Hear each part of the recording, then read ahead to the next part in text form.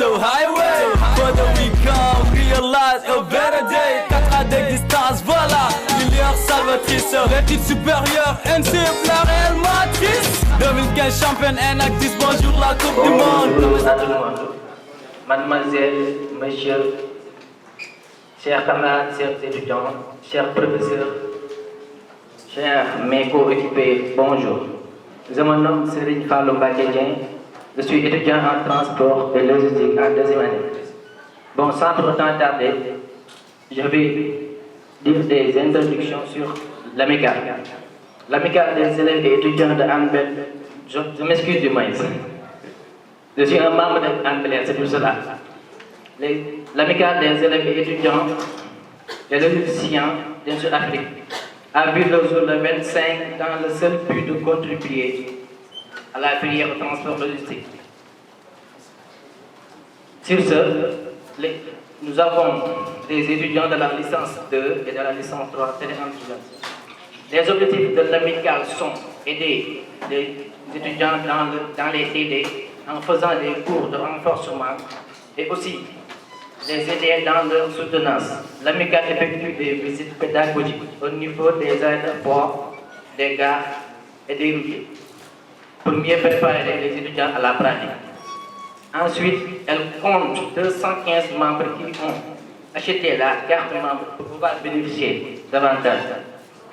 Nous comptons aussi décrocher des stages pour les étudiants adhérents et aussi trouver des partenaires pour son bon fonctionnement.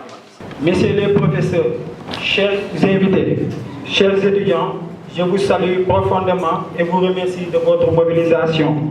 Particulièrement ceux qui se sont vaillamment investis et continuent à s'investir pour le triomphe de l'amicale des logisticiens de Sud-Afrique. Mesdames et messieurs, c'est une première que nous organisons cette séminaire en tant qu'étudiants en transport logistique qui a pour thème les textes de loi réglementant les transports au Sénégal.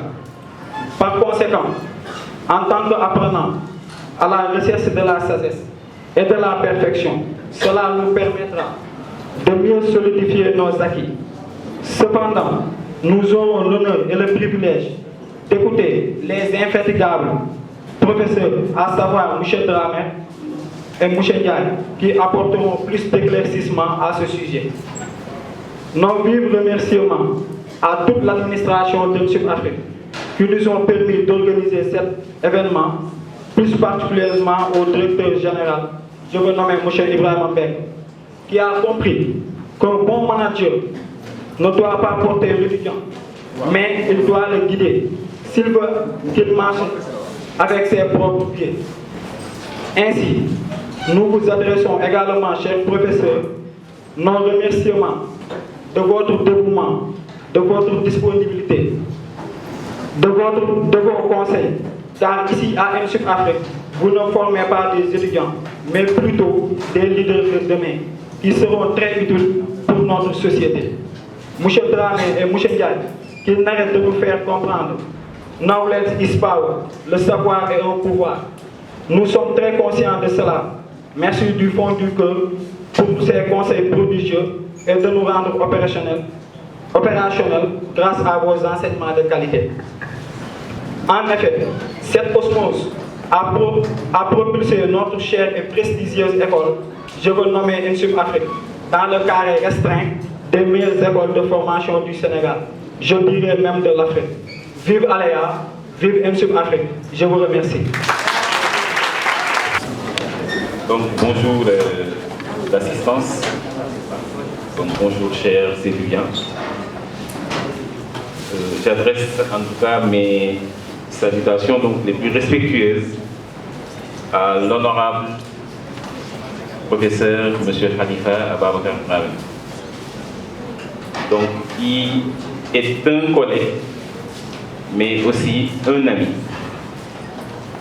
Depuis 2010, donc nous cheminons ensemble au BTS Transport, donc, où on est examinateur. Et puis, on se partage donc beaucoup de choses.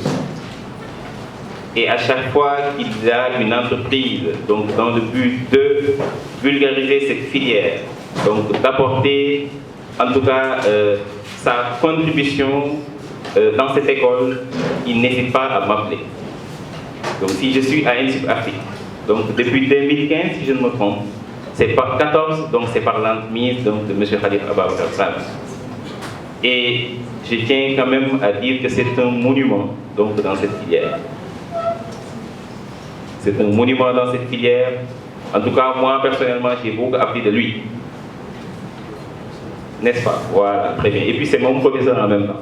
Donc on est là aujourd'hui, donc dans le cadre de ce séminaire, donc pour partager avec vous donc les connaissances, en tout cas que nous avons, les modestes connaissances même je dirais, donc sur la réglementation donc des transports au Sénégal. C'est un sujet quand même pour lequel je dirais qu'il y a beaucoup de choses à dire. Parce que la réglementation des transports au Sénégal, c'est vaste. Il y a beaucoup de textes de loi qui régissent donc ces transports. Et chaque texte même peut faire donc l'objet d'un séminaire. Je donne l'exemple, bon, allez un peu vite en besogne, le code de l'aviation civile du Sénégal. Juste ce sujet peut faire donc l'objet d'un séminaire de 15 jours, parce qu'il y a beaucoup à dire. En tout cas, nous avons dressé un chronogramme, donc qui nous permettra quand même d'éclairer donc la lanterne donc des étudiants sur les soubassements donc de ce sujet. Parce que le droit, en tout cas, il est vaste. Et puis j'ai souvent l'habitude de dire aux étudiants qu'un bon logisticien, il doit être bien outillé en droit, parce que souvent, il peut y arriver qu'il défende donc des dossiers qui sont en contentieux. Et ça, donc, les professionnels ne vont pas me démentir. Les documents sont souvent en contentieux. Maintenant, pour pouvoir donc les défendre, il faut impérativement être bien outillé en droit, en réglementation. Donc, ce qui fait qu'aujourd'hui, on va essayer donc de discuter un peu avec vous donc, sur ces textes-là et essayer donc de vous, en tout cas, de partager avec vous donc les modestes connaissances que nous avons. Donc, sans plus tarder, donc, je vais laisser la parole à l'honorable donc M. Khalifa Ababacar Sall.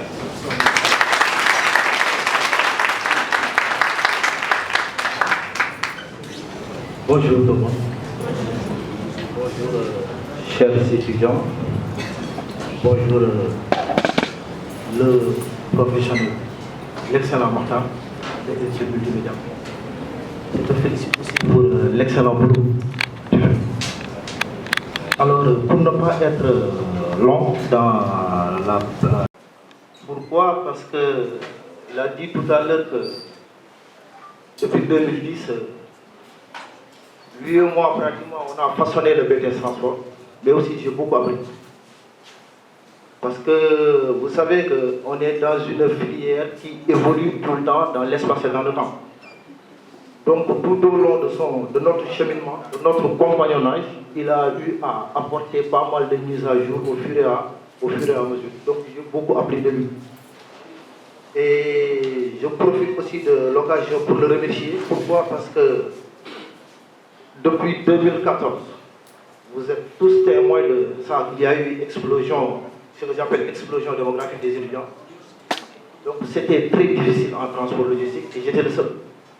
Donc il a pu venir m'apporter son expérience, son expertise, mais aussi m'épauler dans pas mal de matières et dans pas mal de modules aussi. Donc je profite de cette occasion pour le remercier. Je ne cesserai de le remercier.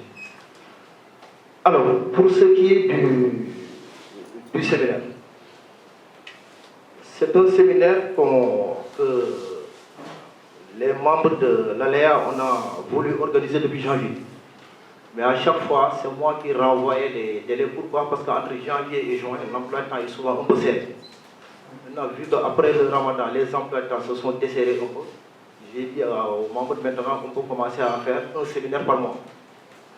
Au départ, on avait discuté sur les transports, ou bien sur la logistique, voire la supply chain. Mais, M. Dia et moi, on a fait la même remarque. Souvent, quand on fait nos cours d'organisation des transports et gestion des moyens matériels, ou bien nos cours de logistique, voire nos cours de gestion des réseaux de transport en L3, voire transport international en masse, on constate souvent qu'il y a des choses à modifier, des choses à rectifier, des choses à préciser ou bien à clarifier.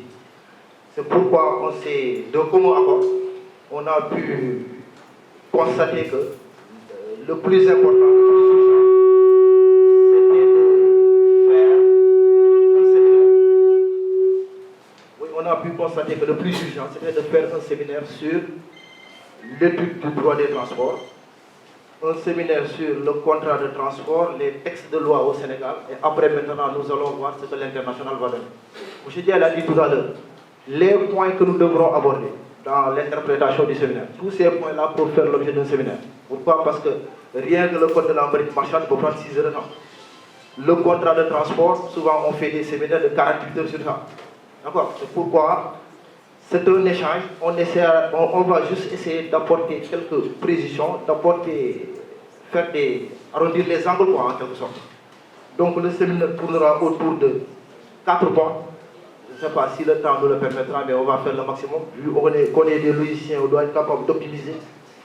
Le premier point portera sur les sources des règles du droit des transports. Pourquoi? Parce qu'à chaque fois qu'on parle de droit, que ce soit un droit maritime, un droit commercial, un droit bancaire, un droit des obligations, il faudra toujours parler des sources et de l'objet. C'est le plus important. Donc nous parlerons des sources des règles du droit des transports, des sources nationales, des sources internationales. Ensuite, nous allons enchaîner sur l'objet et la raison d'être du droit des transports. Après, nous glisserons sur l'étude du contrat de transport pour terminer avec les textes de loi réglementant les activités des transports au Sénégal. Je vous remercie. J'avais juste oublié de féliciter aussi les membres de l'amicale des logisticiens de Afrique. Parce que depuis pratiquement 6 à 7 mois, quand on a créé ça, ils sont en train de faire un boulot remarquable. Je remercie aussi les étudiants pour leur présence. Maintenant, nous allons aborder le thème de la manière suivante. On va essayer d'interpréter sur 10-15 minutes sur chaque point. Je pense qu'après, il y aura une série de questions. On va essayer de répondre à vos questions et essayer d'échanger un peu. Je profite de l'occasion aussi pour saluer les étudiants des autres écoles qui sont là. Je vois des étudiants de l'institution Saint-Jean d'Arc-Passouba. Je vois aussi des étudiants de l'ISC Subdeco, des étudiants de SCOM. Donc vous êtes les bienvenus. Merci. Alors, le premier point que nous allons aborder, parce que vous savez, le séminaire porte sur le droit des transports. Le droit des transports est vaste, très vaste. Le premier point abordé porte sur les sources des règles du droit des transports. Je pense que dans la salle, nous avons des étudiants en transport, des étudiants en commerce pour la plupart. Les étudiants en commerce ont besoin d'être briefés un peu. Parce que les étudiants en transport logistique savent exactement c'est quoi le droit des transports. Maintenant, pour un petit briefing pour les étudiants qui font commerce international ou bien les autres filières,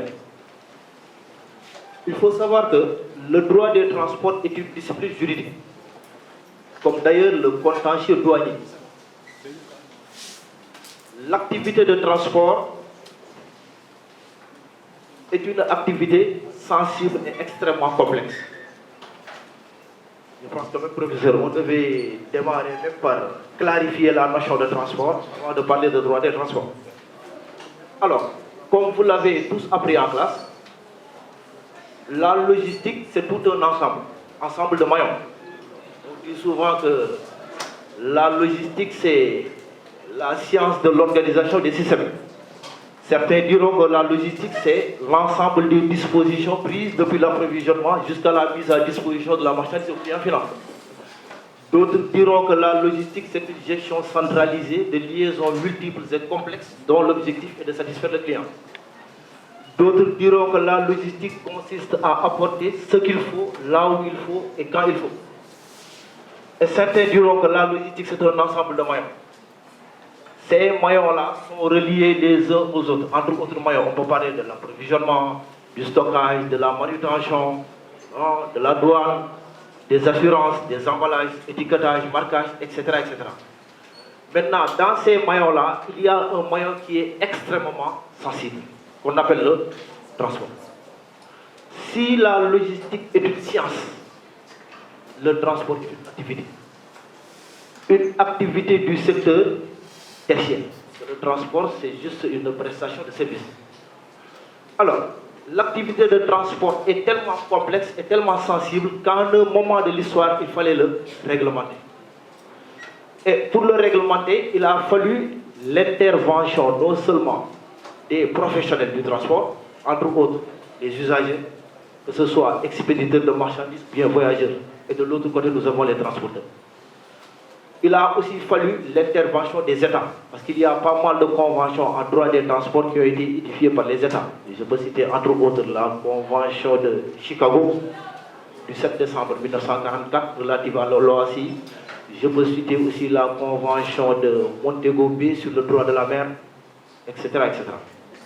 Alors, le transport est une activité consistant à déplacer des passagers ou des marchandises d'un point A à un point B.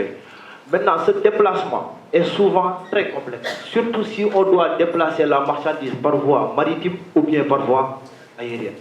Vous savez tous que la mer ayant ses réalités. Souvent même, vous avez défini le navire en classe comme étant un bâtiment de mer qui surmonte les périls et les dangers. Alors, et c'est la raison pour laquelle le droit des transports a fixé ou bien a imposé aux transporteurs ce qu'on appelle une obligation de résultat.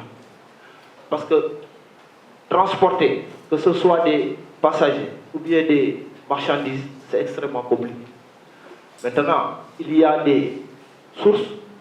Ces sources-là, on peut remonter depuis, je ne veux pas être très long aussi, vu le timing. On peut remonter depuis l'Antiquité grecque. On peut remonter aussi depuis le Moyen-Âge. Parce que ce qu'il faut savoir, dans les sources des règles du droit des transports, il y a des sources étatiques et il y a des sources professionnelles. Parmi les sources étatiques, parce que vous savez qu'en transport, tout part du transport maritime.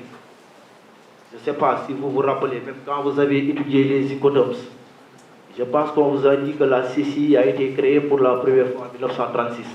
La première version des Incoterms correspond à 1936. Mais l'Incoterm le plus ancien, qui est même antérieur à la Chambre de commerce internationale, c'est le FOB. Et le FOB a été créé en 1812. Et vous savez tous que le FOB est un Incoterm exclusivement maritime. Idem pour le CIF, qui a été créé en 1895, qui est aussi un Incoterm exclusivement maritime.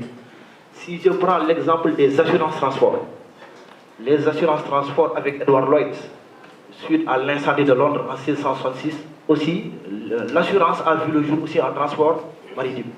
Donc, les sources des règles du droit des transports, on peut les retrouver depuis le Moyen-Âge. Le Moyen-Âge, c'est entre le XIIe et le XVIe siècle. C'est en ce moment-là qu'on a vu l'apparition des premiers textes juridiques réglementant les activités de transport. Entre autres textes, on peut citer, professeur, pour ne pas être très long, peut-être le Harder Act, le Code de l'Orelon, le Guidon de la mer, le Consulat de la mer, etc. Mais, vu que le thème porte sur les transports au Sénégal, je vais juste parler des sources des textes de loi au Sénégal. Le Sénégal a été colonisé par la France, d'accord? Donc la plupart de nos textes dérivent des textes français. En France, Napoléon, qu'on a souvent cité comme étant un des précurseurs de la logistique militaire, Napoléon a écrit ce document en 1804, ce qu'on appelle le Code civil. D'accord? En 1807, il y a eu le Code de commerce. Maintenant, dans ce Code de commerce-là, on peut retrouver l'origine de la plupart des textes du droit des transports sénégalais. Après, nous parlerons, dans le deuxième point, nous parlerons du Code de la marine marchande, nous parlerons du Code de l'aviation civile, du Code de la navigation fluviale, du COCC et de l'acte uniforme sur le transport routier de marchandises. Mais tous ces textes-là trouvent leurs origines dans les textes français. 1804 Code civil, 1807 Code de commerce. Mais en 1960, quand le Sénégal a obtenu son indépendance, le président Senghor ne s'est pas compliqué la vie. Il a demandé à nos juristes de compiler les deux documents français. Ce qui a donné Code des obligations civiles et commerciales. Maintenant, dans ce Code des obligations civiles, de l'article 639 à l'article 668, ces articles traitent exclusivement du contrat de transport. C'est l'article 639 qui le définit et c'est l'article 668 qui parle de la prescription de l'action. D'accord? Alors, toujours dans les sources, on ne peut pas aussi manquer d'évoquer le traité de Luanda. Pourquoi? Parce que Code des obligations civiles et commerciales, on est d'accord? Mais en un moment, 16 pays africains ont décidé d'uniformiser leurs droits commerciaux. C'est pourquoi, depuis toujours, on dit COCC, mais normalement on doit dire COC. Parce que le deuxième C est désormais inclus dans le traité de Luanda. Luanda a été créé le 17 octobre 1993 à Port-Louis, île Maurice. 16 pays africains ont décidé d'uniformiser leurs droits commerciaux. Au moment où l'on parle, il y a 8 actes uniformes, le 9e est en train d'être codifié. Nous, transporteurs, il y a le 8e et le dernier qui nous intéresse, qu'on appelle l'acte uniforme relatif au contrat de transport de marchandises par route, qui a été créé le 22 mars 2003 et qui est entré en application le 1er janvier 2004 à Yaoundé, bien sûr. Donc, pour ne pas être long, très très long, ça veut dire que je parle, c'est ce mot défaut, je parle beaucoup, je parle trop même. Donc, je vais essayer de. Voilà. Donc, je laisse la parole à mon doyen, M. Diaye. Pour laquelle le droit des transports même, en tout cas, est un peu ambivalent. Parce que donc, il y a une partie publique et une partie privée. Donc, c'est à la fois du droit public donc, et du droit privé. Donc, entre autres, il a aussi cité donc, les textes. Mais sur les sources aussi, il ne faut pas oublier, bon, je vais peut-être clarifier un peu en parlant donc de lois. Donc, il y a les lois nationales et les lois internationales. Parce que nous sommes un pays qui était sous domination coloniale. Et d'ailleurs, même depuis 1960, 1962, 1963, pratiquement tous les textes français qu'on avait adoptés sont en train d'être révisés. Ils sont révisés, ils sont même abrogés et remplacés. N'est-ce pas? Donc nous avons les lois, nous avons également donc les règlements, n'est-ce pas? Nous avons également donc les pratiques et recommandations. Souvent donc des recommandations qui sont faites par des institutions, n'est-ce pas, internationales, pour lesquelles donc le Sénégal donc est adhérent. Je prends par exemple donc dans le cas du transport aérien, il y a ce qu'on appelle donc les SAP. Donc c'est des recommandations donc des gens de l'aviation civile. Vous avez également aussi souvent donc dans les sources la jurisprudence. Donc la jurisprudence, donc tout le monde sait c'est quoi exactement. Donc les décisions de... Très bien. Ensuite, vous avez aussi donc la doctrine, parce que donc il y a des gens qui ont écrit. Il y a des gens qui ont écrit donc sur le droit des transports, et il y a même donc des références. Je vais même citer souvent donc la référence de M. Dramé en matière de droit maritime, donc le doyen René Royer. Donc pour revenir, donc les sources, on va encore donc un peu synthétiser. Vous avez donc les lois, vous avez donc les règlements, vous avez donc les pratiques, vous avez donc les recommandations, vous avez donc la jurisprudence donc, et la doctrine. Maintenant, concernant l'activité donc, de transport au Sénégal, donc M. Taramé donc l'a tantôt dit, bon, on va peut-être parler un peu pour les profanes. Vous savez que donc il y a plusieurs modes et types de transport. Généralement, on a 3 modes, donc le mode maritime, le mode aérien et le mode terrestre. Maintenant, dans les transports terrestres, vous avez quoi? Du transport routier, vous avez du transport ferroviaire, vous avez donc du transport fluvial, et même il y a certains théoriciens même qui parlent d'un 4e type de transport, à savoir donc les transports avec les pipelines, donc les oléoducs et les gazoducs. Maintenant, tous ces transports-là font l'objet donc de réglementation. Maintenant, il faudrait également se dire une chose. Il s'agit donc d'un déplacement, soit de marchandises ou bien donc de personnes. Ces marchandises qui sont déplacées et ces personnes-là, en tout cas, ce déplacement donc doit se faire dans les meilleures conditions. Les marchandises doivent être acheminées, comme il l'a dit M. Dramé, donc d'un point vers un autre, sans dommage, sans avarie. Donc les avaries, ce sont des pertes matérielles ainsi que des pertes de poids ou de quantité. Les marchandises donc, doivent être transportées donc, sans pour autant qu'il y ait un retard à la livraison. Les personnes doivent être déplacées donc, d'un point vers un autre saines et sauves. Ce qui veut dire que ce transporteur-là, il a une lourde responsabilité. Il a une lourde responsabilité et il faudrait impérativement qu'il accomplisse donc sa part du contrat donc, dans les meilleures conditions. C'est ce qui explique même d'ailleurs donc, la présence de ces textes. Parce qu'en matière de transport, donc, il y a plusieurs acteurs. Il y a plusieurs acteurs, à savoir, donc, il y a les usagers. Parce qu'on est en train d'exécuter donc, un contrat de transport pour le compte d'un usager. Un voyageur ou bien en tout cas un opérateur économique. Donc il y a les usagers. Maintenant, l'État a un droit de regard, n'est-ce pas, sur ce qui se fait donc, en matière de transport donc, au Sénégal. Donc évidemment, donc, il y a l'État. Donc l'État joue le rôle donc, de régulateur. Donc l'État joue le rôle donc, de régulateur. Donc il y a les usagers, il y a l'État, il y a également donc, les professionnels donc, de transport, à savoir donc, les compagnies de transport, donc les transporteurs de manière générale.